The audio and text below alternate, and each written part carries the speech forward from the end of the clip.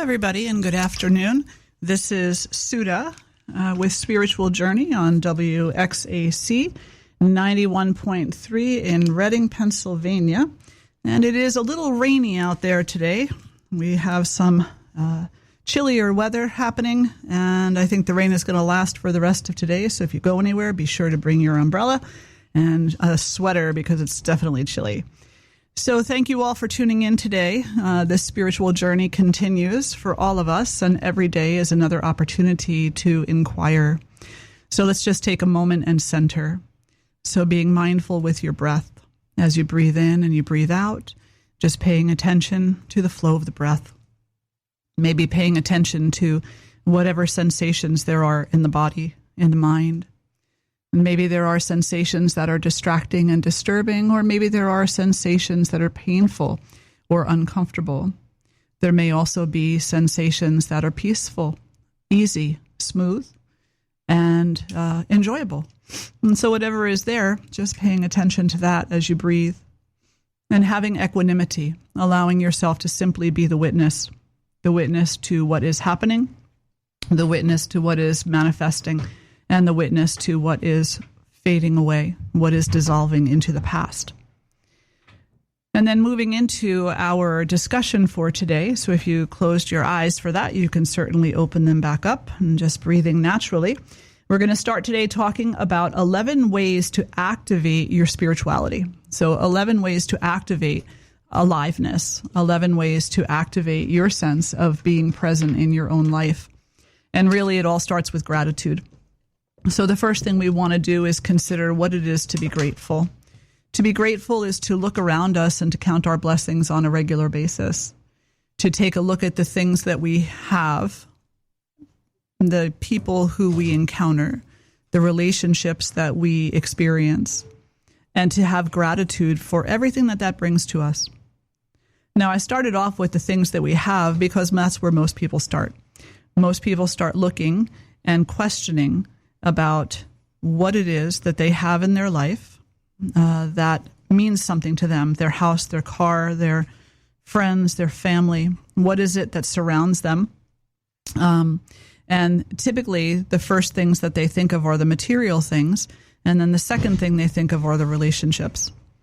And that's because sometimes we spend too much time thinking that our material objects that we have, our car, our house, are what dictate the quality of the relationships that we have. That if we were only richer, or if we had a nicer car or better clothes, that we would somehow have better relationships.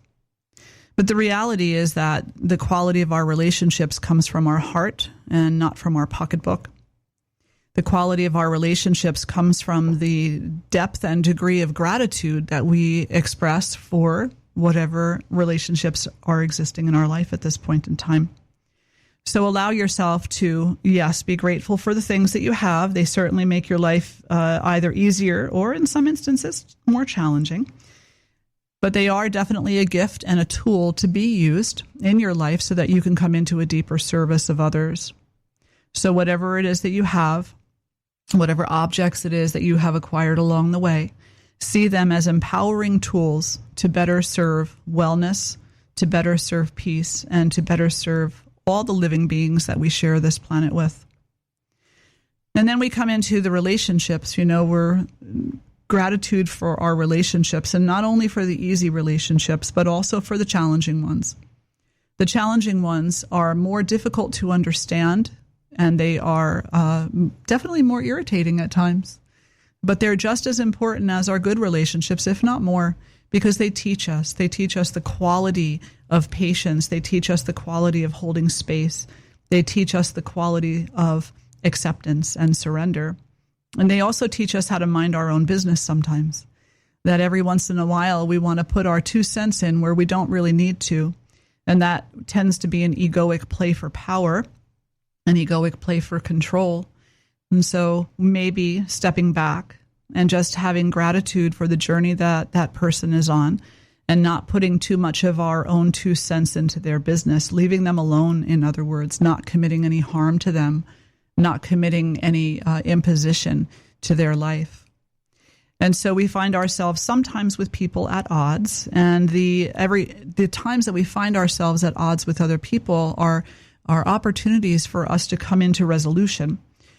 So many times in life we find ourselves at conflict.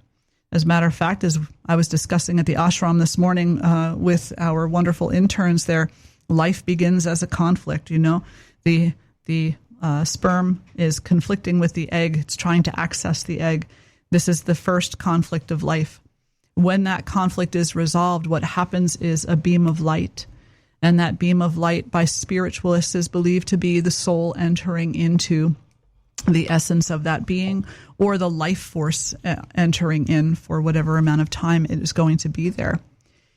So conflict always carries the potential of resolution, and this is something to be grateful for. We don't want to come into unnecessary conflict. We want to be aware and mindful of our ego and the places that our ego takes us to that are not good for our growth. But conflict is going to happen because we live in a world of opposites. We live in a world of preferences, and we talked about that on earlier programs. So when we do come face to face with a person or an experience that there is conflict in, then we can hold in our heart a sense of gratitude that this will resolve. And it will resolve faster if we allow it to. So instead of holding tightly into the conflict and holding tightly into our judgments and holding tightly into the drama, we acknowledge the conflict. We experience perhaps a degree of gratefulness for the conflict, and then we let it go. We acknowledge that, Goddess has this, and in its own time, in its own way, it will come to a resolution, and we can allow our heart to be grateful for that. That's not to say that there isn't work for us to do. There's always work for us to do. There's work for us to do within the conflict, around the conflict, before the conflict, and after the conflict. The question is, are you open to doing the work rather than just attaching yourself to the conflict? So gratefulness, gratitude is the first way to activate your spiritual life, your spiritual self, is to count your blessings every day. And you all know why you should be grateful for the people in your life that are not conflicting with you, because they're easy to love and they teach us what that feels like, I guess the bigger question is to ask yourself, the person in your life that it's easiest to love, what you feel when you love them, can you bring that into every other relationship that you have? That sense of easefulness, that sense of goodness, that sense of acceptance and just utter enjoyment. Can you bring that into every other relationship? And maybe that's an opportunity for gratitude also, because you know that that's possible, or you could know that that's possible. First, we have to get out of our own way, though. You could know that that's possible, and then it becomes a point of gratitude. So gratefulness is the first. The second is inquiry. Inquiry into what is sacred. Inquiry into what you see as sacred. And so maybe you see, the statues in your church or temple as being sacred. Maybe you see the Eucharist as sacred, or the Bible or the Quran as sacred. Maybe there are certain things in your life that you see as sacred. Can you bring more into that? And can you begin to see the sunrise and the sunset, the clouds in the sky, the birds that fly through the sky? Can you begin to see the people who are walking by you every day? Can you begin to see everything in your life as sacred? Every breath as sacred, every moment, every experience. Can you recognize that those experiences carry consciousness in them? Because consciousness is constantly unfolding. Consciousness is constantly approaching. It's consciousness that's constantly coming to you, manifesting through you, the foundation for all of your experiences. This consciousness is always present. It's never absent. So whether you're in the middle of an experience that is full of love or an experience that is full of anger, neither is more or less sacred than the other. They are both carrying consciousness. And so can you recognize that? When we recognize that, what tends to happen is our approach to that particular relationship will change. It will change. It will become softer. It will become more acknowledging, more accepting, clear, and more straightforward in what is needed versus what is wanted. When we begin to see our human relationships from the perspective of all that is sacred, and when we begin to see our relationship with everything else, our food, our clothing, the objects that we own, when we begin to see all those things as sacred and as gifts, then the way that we treat our car, the way that we treat our house, the way we treat our garden, it all changes. It all becomes sweeter because we understand that it is all part of cosmic consciousness manifesting itself on our behalf for our betterment, for our education, and for resolution of any of the disturbances that exist within ourselves so that we heal on a more deep and profound level. So the second of these 11 ways to activate your sacred life is to inquire what you see as sacred, understand why it's limited to certain things, and then expand. Expand your idea of sacredness to everything. Become curious and awed by the ant walking across the floor in your kitchen, to the sun rising in the sky, to the laughter of a child, to the death of a loved one. Become awed by everything. See that consciousness in everything. And then spirituality will most definitely be awakened. The third is to cultivate forgiveness. And this is a little bit of a tricky one, because we tend to hold grudges. As human beings, we hold grudges. We look at others and we say, why did you do this to me? We don't have a tendency to look at others and say, well, I know you're suffering and that wasn't really meant for me. I just happened to be in that place at that time. Instead, we look and we condemn. The question is, can we look? Can we recognize that suffering exists? Can we recognize that suffering is the cause of action? That when we are in a deep state of suffering, we lash out. And in that understanding, can we find our way to forgiveness? Now, that's not easy. And I totally recognize that. I'm still working on it. Will be probably for this and many lives to come. But what I do find is that the first state of forgiveness is acceptance. And when I accept that another person's actions are the result of their suffering, then I can sit a little easier in whatever it is that happened. I can sit a little easier in understanding, and that allows me to do my work. It allows me to come deeper into my own self-inquiry because I don't have to ask myself why. Why did they do this to me? Don't they like me? Aren't they taken by me? Why would they do this? I recognize that they did this because they were suffering. Now, how am I going to deal with it? And I come to a place where I come into a deep inquiry of my own self and of my own experience rather than theirs. This approach to acceptance empowers me. It empowers me to understand more about my own life, more about my own experience, and more about my own process. I can't really understand your process other than to put somewhat label on it. Your actions come from your suffering and your healing. I have to understand my process from the experiences that I've had that have brought about those sufferings and healings, as well as my interactions with those experiences. And that's a much deeper and more complicated undertaking. I can't do that for you. I can't look at you and say, well, I know you're suffering and I know that you're suffering because of this, and this, and then do your work for you in resolving those things. No, that's not my place in this life. My place in this life is to resolve my own stuff. And so I need to show up in a way that allows me to do just that. So cultivating acceptance, and then maybe through that deep and profound acceptance that, every single person is out there suffering and every single person is out there working on their healing to some degree. I don't have to understand the process they're going through, the technique they've chosen. I don't even have to agree with any of it. But if I acknowledge in my heart that all people suffer, all beings, not just human beings, all beings suffer, and all beings are also seeking healing, even if they're not looking in the most optimal place, then that empowers me to turn inward and to recognize that if I'm holding a grudge against you, if I'm holding anger against you, that is undue or overgrown, if I'm holding anything against you, then I'm holding you back. I'm holding you back from your work, and I'm holding me back from mine. And so what we might find in that moment is that the heart comes into a deeper place of forgiveness. Suddenly it becomes a bit easier to say, okay, I'm not going to continue down this path. I'm going to accept what was done, and now I'm going to commit myself to my work and allow you to commit yourself to yours. It sounds hard, I know, and it is. But that's why we have this next step, this next way to activate the spiritual life, and that is to read sacred texts.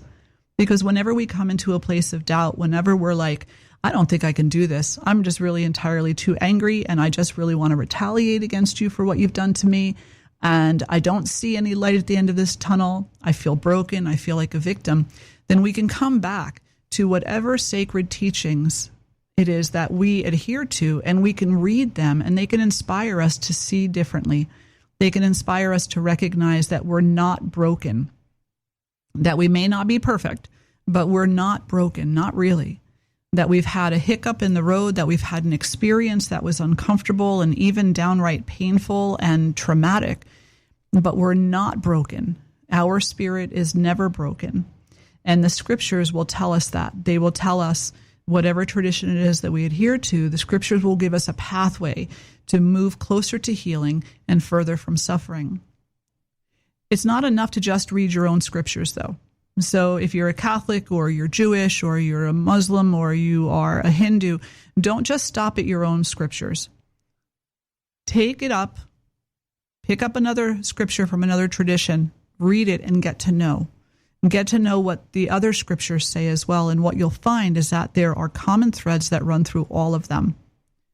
By understanding at least the common threads that run through all, that will empower us to address other people's suffering from a place where they can understand and embrace the potential of healing. But if I'm a Catholic and I only ever talk to people about what Catholicism says, and I never understand what the Buddha has to say, or what Muhammad said, or what any of the other traditions say, then I'm never really going to be able to communicate outside of my comfort zone.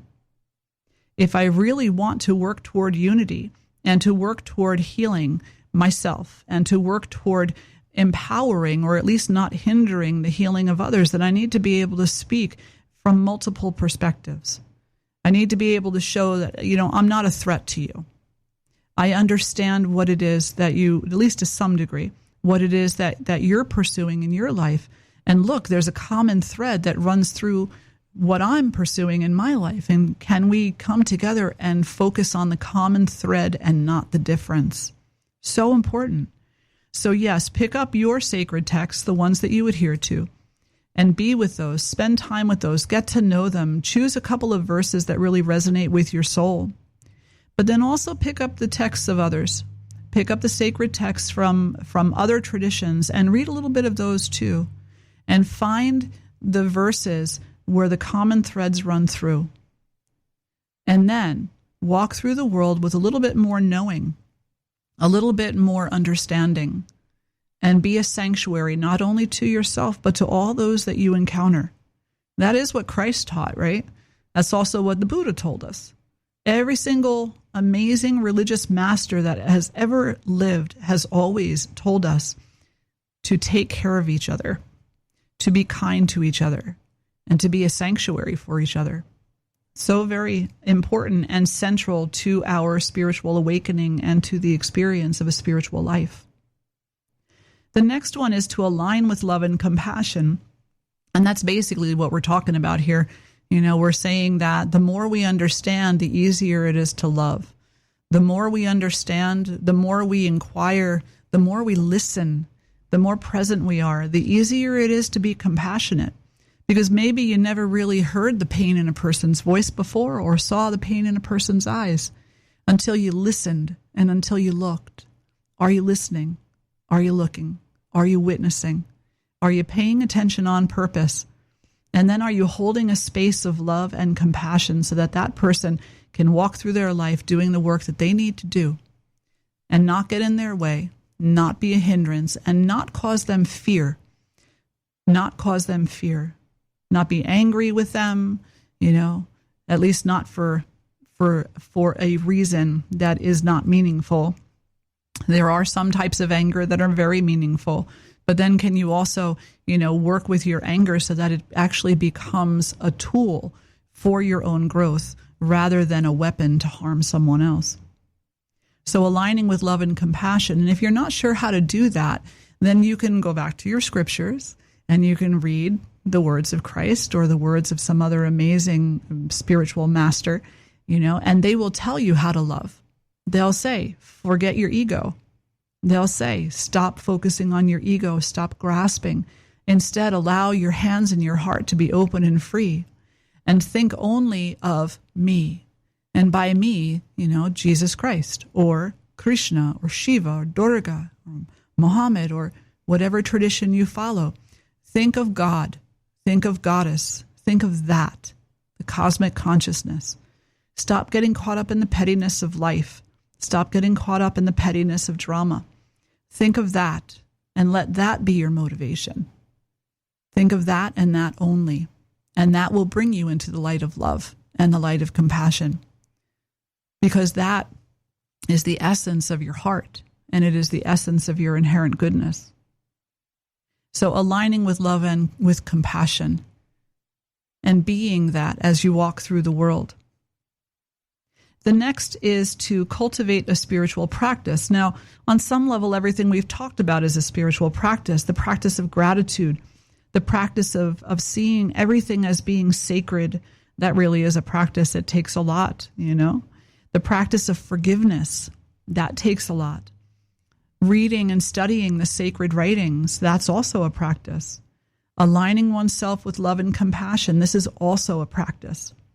So what this particular step along the way is telling us is that, just because you wake up this morning and say, that's it, as part of my spirituality, I'm going to love everybody, I'm going to hate nobody, I'm going to be kind, I'm going to be good, I'm going to do good, I'm going to serve all, doesn't mean you're actually going to end up doing it that day. The thought is the first step, and the practice takes a long, long time to come into. It takes a long time to feel comfortable with. It takes a long time to remove the obstacles. It takes a long time to believe that it's actually worth it. It takes a long time. So your practice is something that you do every day over a long period of time with little to no interruption and with enthusiasm, with joy in your heart. Like, what else would you be doing? Taking part in something that's harmful to you or others, or taking part in something that's healing for yourself and others. So we can take a lot of joy in knowing that when we practice our spiritual practice, we are actually making this world a better place. It's a lot of work. It's a lot of self-inquiry. It's a lot of listening, waiting, practicing, and more practicing. So cultivating a spiritual practice, now some traditions have specifics on that. They say meditation. They say go to church on Sunday or Saturday evening or Friday. They say observe fasting. So some traditions have different spiritual practices. And if you abide in those practices, there is a gift waiting for you. Nowadays, with this huge exodus that we're seeing from organized religion, I think the unfortunate part of that is that a lot of people are throwing the baby out with the bathwater. They're saying, well, you know what? I don't want to go to church anymore, and therefore I'm also not going to read the Bible. I'm not going to take part in any of the rituals because it's all part of that one thing, and that one thing was broken, and I don't want to be part of something that's broken. But the reality is that those practices are not broken. The people who committed whatever acts were harmful within the organization, those people are the people who believe themselves to be broken. The people are the ones who need the work. The structure of what the Bible teaches has always been the same thing. It's always been love. It's always been unity. It's always been about coming home again to yourself and to God. It's not the essence of the religion or the spirituality. It is the human ego that comes in and tries to destroy and to damage. So don't throw the baby out with the bathwater. Just because the humans we're flawed. Don't stop praying if prayer brings you peace. Keep praying, because that's your relationship with God. You're not praying because some priest somewhere told you to, or some rabbi or some spiritualist or someone else outside of yourself told you to. You're praying because that's the language of God. That's the language that God responds to. And so you pray because you want to come into relationship. So don't throw the baby out with the bathwater. Instead, cultivate a spiritual practice and seek guidance. Seek guidance from someone who practices the exact qualities that you yourself would love to embody. Don't go to a teacher who teaches you how to hate if what you're looking to do is love. Don't go to a teacher who teaches you how to be separate if what you want to do is experience unity. Don't go to a teacher who tells you you don't need any process, you don't need any prayers, you don't need anything if what you're really looking for is connection through ritual. Sit down, make a list for yourself of the qualities and the experiences that you would love to have within your spirituality, and then seek out the teacher who knows about those. Not only knows about those, but practices those. And not only practices those, but is dedicated to those and has mastered them, who has lived that and continues to live that. So cultivating a spiritual practice. And then the next one is committing small acts of kindness and reducing the suffering of others. So committing small acts of kindness. What is kindness? Well, kindness is just kind of putting compassion into action and taking the opportunity to pay for the person's coffee in front of you, taking the opportunity to say good morning to someone, to hold a door open, taking the opportunity to tell someone, hey, you've got a great smile. You've got a great energy. Have a beautiful day. Taking the opportunity to tell someone, you know what, I'm sending lots of good energy and blessings your way today. It doesn't take anything away from us to be kind. It takes nothing away from us to let somebody else have the parking space. As a matter of fact, when we do that, we are filling ourselves up. We're filling ourselves up with awareness of the inherent goodness that exists in the universe. It's a beautiful, beautiful thing to share with somebody your kind heart, your compassionate heart. It is the most beautiful gift you can give to anyone.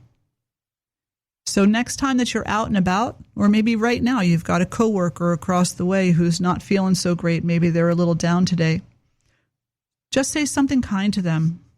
Say something like, hey, I was just thinking about you and thinking about how I really enjoy your laughter.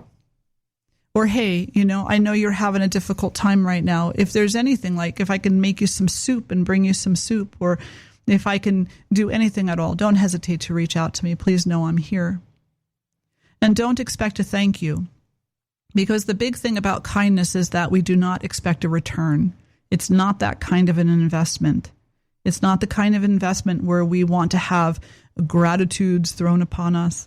Thank you, you're such a good person. We don't want the ego to be fluffed up. We just commit acts of kindness because it is the right thing to do, and it is in line with our heart. It's in line with our heart. It's in line with our spirit. It's in line with the inherent goodness of ourself and of all others. So we commit these acts of kindness. We also commit these acts of kindness with an understanding that kindness is one solution to suffering. Harm causes suffering. Kindness heals it. So we understand that as spiritualists, to some degree, depends on who you are, of course, and what types of vows you've taken, but part of our work in this world is the reduction of suffering. And that's a responsibility. And the best way to embrace that responsibility and to practice that responsibility is to become a kinder person, to put less harm out there, and to actually, through your own actions, teach and inspire others about what they could do. All the great activists throughout time is exactly how they spread their activism, was because they were not afraid to step out of the norm and to let their actions and their words be heard. And they resonated with some people. And those other people that they resonated with, well, they picked up the same banner. They picked up the same action. They picked up the same words. They started to repeat things. And then before you know it, you've got a movement. And that movement, in our case, for what we're talking about today, could be a movement of kindness. It could be a place where, our children need to worry less about being bullied, need to worry less about fitting in, need to worry less about, being made fun of. And instead, maybe through a movement of kindness, our children are empowered to go to school and feel safe, to feel included, and to feel like part of a community of like-minded individuals who are also dedicated to kindness. Now, I know there's like this talk out there in the world about the moment you start talking about kindness, the moment you start talking about nonviolence, you must belong to a cult. You must belong to some crazy group of people who are, trying to reel you in and take your money, whatever. But, that's just fear. That is so much fear. If you are resistant to kindness, you have to ask yourself why. You got to ask yourself, what am I getting out of my anger? It's not doing anything but burning me up from the inside out. And if you haven't tried kindness on and let it be your typical wardrobe for a while, then you don't really know what you're talking about if you're putting it down. If you say that to be kindness is to be kind is to be weak, I would tell you that you're wrong. I would say that to be kind actually requires a great amount of bravery and courage that you don't see in people who are angry. That to be kind requires that you understand what it is that you're looking at, so it educates you. You step out of your norm, your tendencies, and that requires a level of bravery to take the chance. It also requires faith in goodness, faith in God, faith in Goddess. So to be kind, it really takes a lot in order to do that. To be angry doesn't take anything. You can curse everybody and anything that you want to. That doesn't mean anything. And then you can go hide under a rock somewhere and let everybody else bear the consequences of your anger. So there's nothing there to be prideful about. Some people think that because they've got an aggressive anger that somehow makes them special. And I would suggest, nope. Actually, you're killing your specialness. You're killing it off through that anger. You're killing it off through the spite. You're killing it off through the rage. You're not allowing yourself to be who you really are. You're picking up some kind of a mask and putting it on because you're afraid of who you really are. So don't be afraid. Be courageous. Be brave. Be kind. Be what the world needs today. And in doing that, you can be sure that you are contributing to the reduction in suffering of yourself and others, and that you are learning what it is to have clarity. And clarity is really important in our spiritual practices, to look out at the world and to be clear that yes, suffering exists, yes, healing exists, life is not always easy, life is actually really difficult most of the time, and there's small moments though, small moments of peace, small moments of joy, and can you embrace that? Can you allow yourself to embrace that? And I suggest to you that the more you practice kindness, the more likely you are to embrace those little moments along the way that are pristine and sweet with nectar. So sweet. Because the kindness also unravels you. It unravels you and it allows you to breathe and it allows you to feel a little freer, a little more flexible, body, mind, and spirit. But anger will keep you constricted. It will keep you constricted. It will keep you tied in knots. And then when one of those little moments, one of those precious gems come past you, you will look at it and spit on it. You'll look at it and say, that's not worth my time. That's nothing. I don't want that. And then it will escape you. And that would be a tragedy because it had something for you. It had something to soften your heart, to soothe your mind, to quell your ego, and to expand your love. So the next is feed people. Feed people. Swami Shivananda was known for saying that, you got to feed people. People it's difficult for them to recognize goodness if they're hungry, if they don't have the basic necessities of life. And it's up to us as a community to come together and to see to it that we're taken care of. This is what Christ preached. This is what all the religious leaders and all of the spiritual leaders and all of the great masters through time have said, we need to take care of each other. We need to put down our weapons of war and hate and despise, and we need to pick up a pot and a pan and some beans and rice and cook up a great meal, sit down and tell stories to each other while we're eating. So feed each other. You have cans in your pantry right now that are, you haven't used them and bought them 6 months ago, then take them and donate them. You have a family down the street from you who, are having a little bit of a hard time, make them a pot of soup or stew and bring it over to them, or invite them to dinner at your house and make them feel comfortable. Invite them in and treat them like they're a king or a queen. Give them some relief from their suffering. You can do that. I can do that. We can all do that. And can you imagine what a difference that would make in this amazing world of ours if we just all took care of each other? If we got over our fear and our ignorance and we just took care of each other. If we got over our fear and our judgments and our misunderstanding and just took care of each other.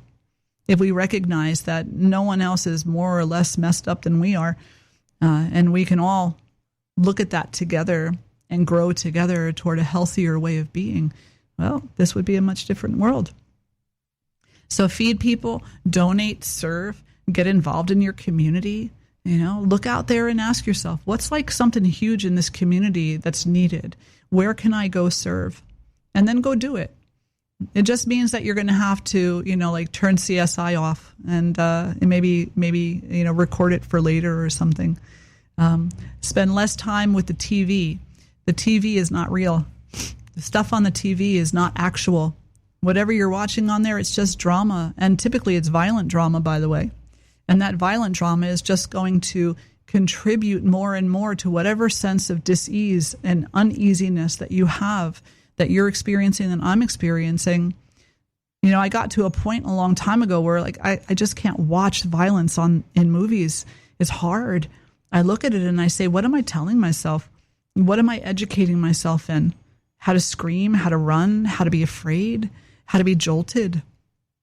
Or am I educating myself in how to serve, how to smile, how to laugh, how to enjoy life? These things matter to us. And as spiritualists, whether you are just beginning your spiritual path or you have been on this path for quite some time, these things matter. Because what you spend your time doing is what your mind will think about. What you spend your time thinking about is what your life will become. So service and avoiding violence on television and in the movies.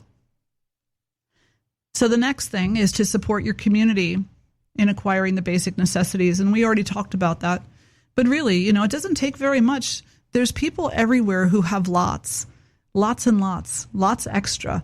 And so if you went along your street to each one of your neighbors and said, you know what, I want to do a drive for the local high school for sweaters.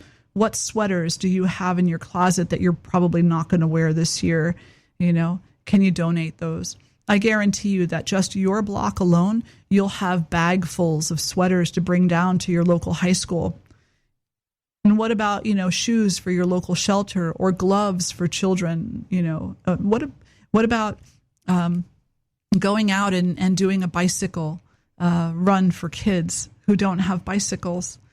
Yeah, and taking up a collection or going to your local bicycle shop and saying, can we put some kind of fundraiser together where we end up getting, 4, 5, 6 bicycles, bringing them down to the shelter for the kids to use. There's always something we can get involved in our community in order to make a difference. And so I challenge you to do so.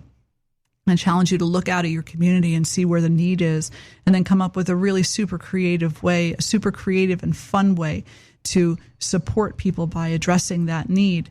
And have fun while you're doing it. Build relationships while you're doing it. Have a good time doing it. Let your soul feel happy about it.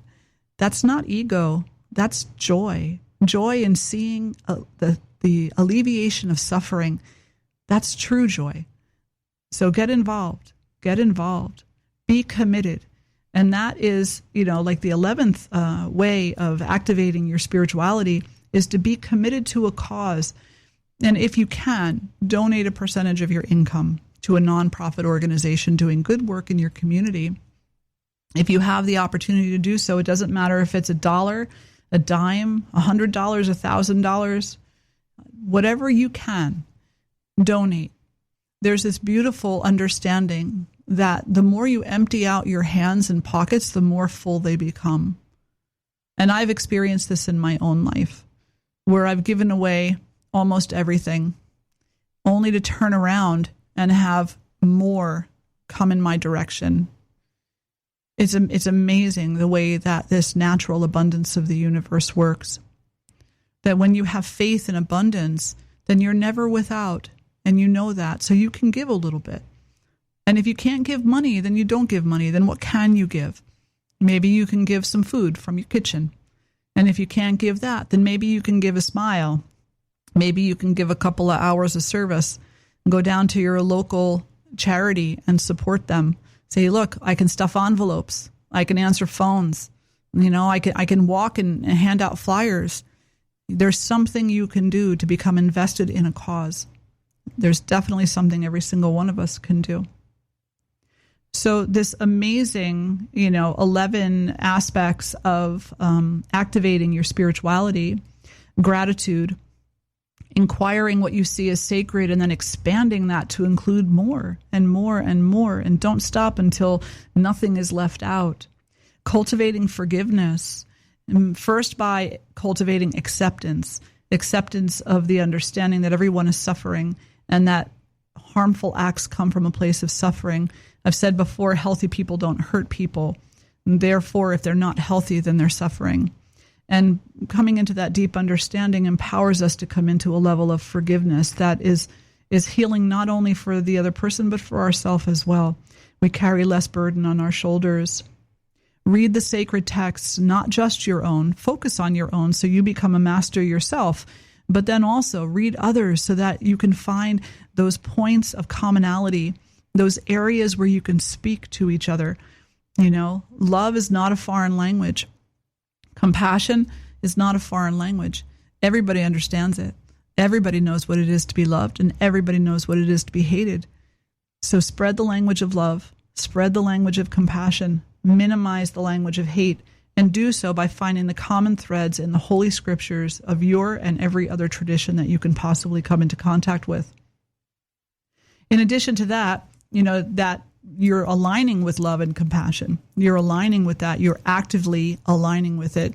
It's not by mistake. It's not a consequence of learning more about people, about suffering, and about healing. You're making the active choice. I am aligning with love. It's going to require that you stop and breathe every once in a while.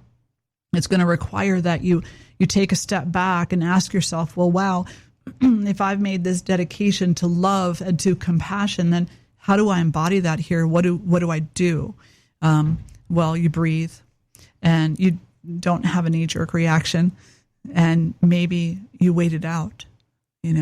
Maybe you wait it out and you listen, and you learn a little bit about what's actually happening, and you recognize whether you even need to get involved or not. And then if you do get involved, your words are soft, meaningful, and a reminder of the inherent love that exists, of the inherent connection that exists. And I know this is going to be really difficult in certain situations to do so, but it's a benefit in the long run. I'm not telling anybody not to be angry. I'm not telling anybody not to experience what they got to experience. You're going to. But what I'm saying is don't experience just that. Don't limit yourself.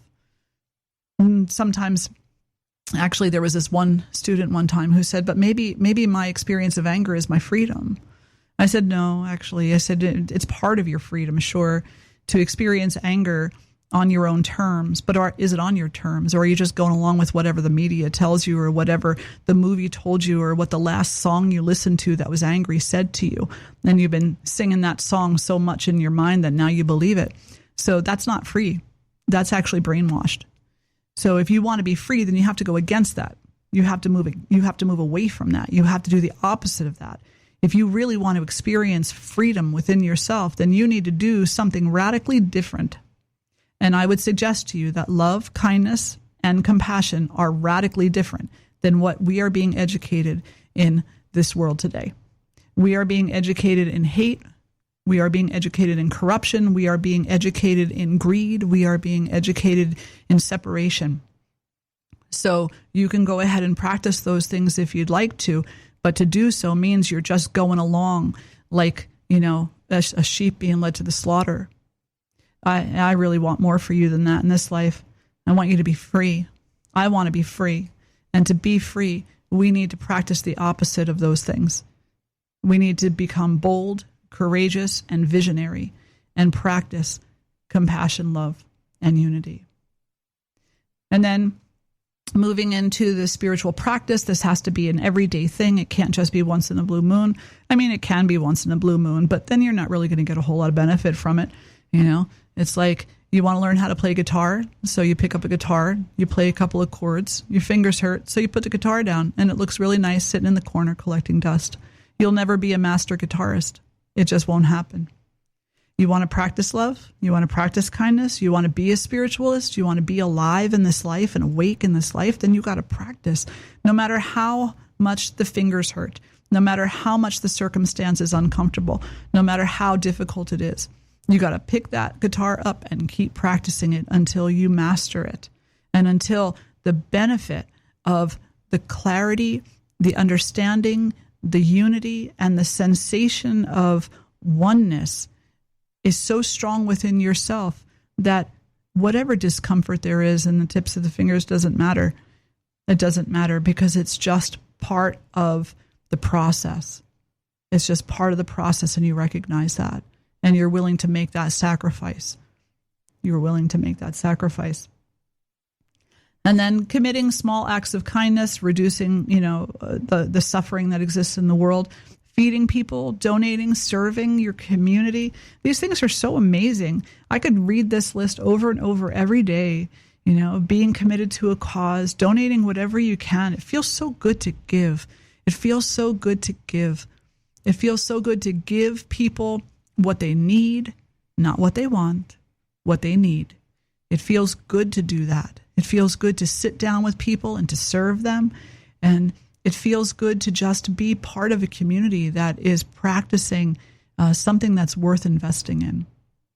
That's my hope for you, and that's my hope for myself, is that in this lifetime, more often than not, we experience the best of ourselves coming together in community and coming together in a way that is really supportive and awakens us to the potential that we each carry. So what I would really love to do right now is read something for you. I am part of a program, a seminary program, and we had a conference last night. And as part of that telephone conference, this poem was read, and I thought that it was just so beautiful, and it really, it is just really the crux of spirituality, in my opinion. It actually steals my words from me, so you'll have to excuse me on that. But it's just so poignant and so powerful. So I'm going to read this for you, and it was written by Danielle Laporte via Mary Standing Otter. And it goes like this.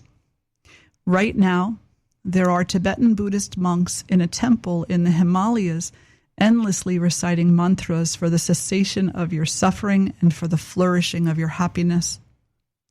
Someone you haven't met yet is already dreaming of adoring you.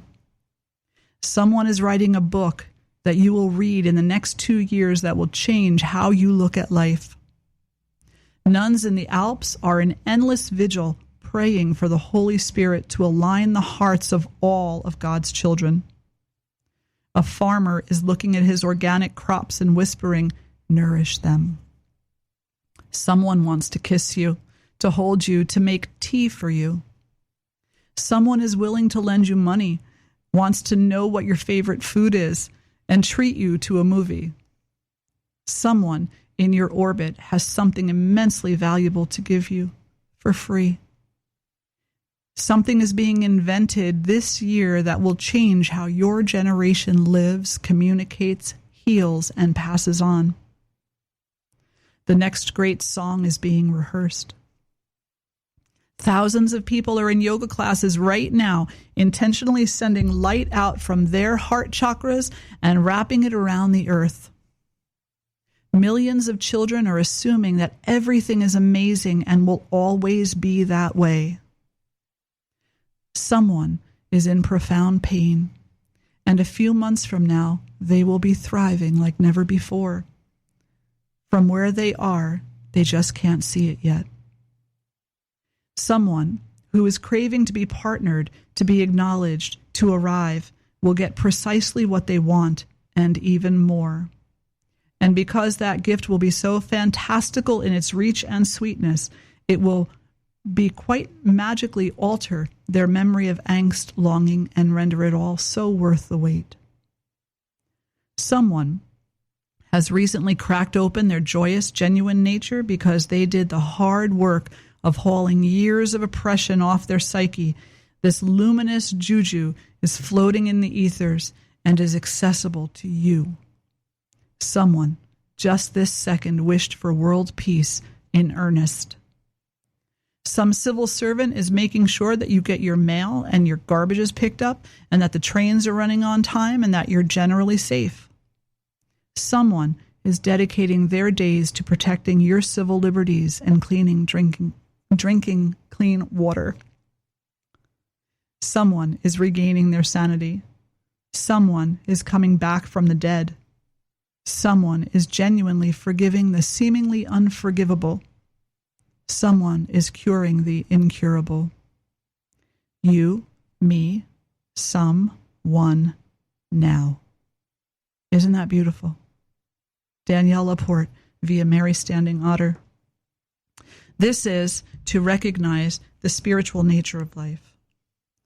To be able to look into the world and to recognize all these things that are happening that are so very sacred, so very spiritual, so very unifying, and to recognize that they're out there.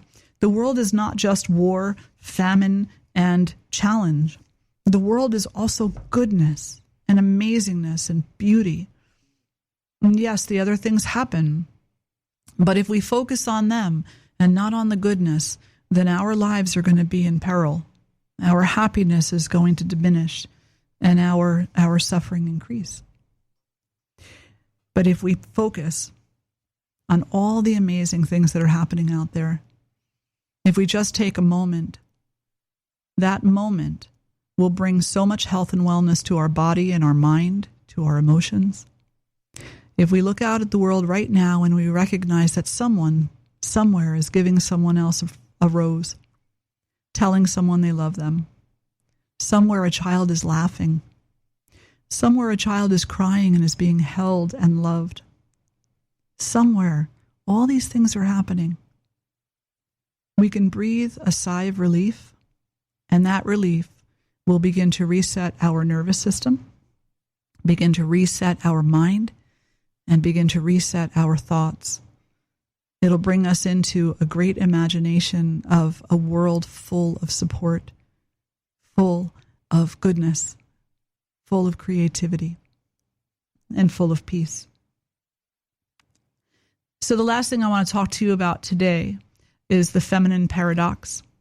And this comes from a little book called The Tao of Leadership, which is just a really great book. So if you have an opportunity, I suggest reading it.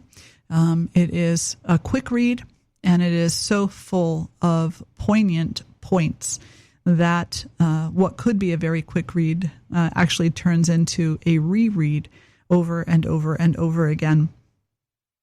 So in this book, they talk about something called the feminine paradox. And so the idea of spiritual leadership, the idea of leadership at all, which is not just leading other people, telling them what to do. Leadership is like this attitude we take in our life that we're going to walk forward knowingly in our life. We're going to walk forward and we're going to align on purpose with love. We're going to commit wonderful acts of kindness. We're going to minimize our harm, and we're going to do all these things on purpose. And to see this, to have this vision, requires a certain kind of creativity, which is associated very strongly with the feminine energy. And so here's a few things that we can say to ourselves in order to empower ourselves to this feminine paradox and to this spiritual awakening.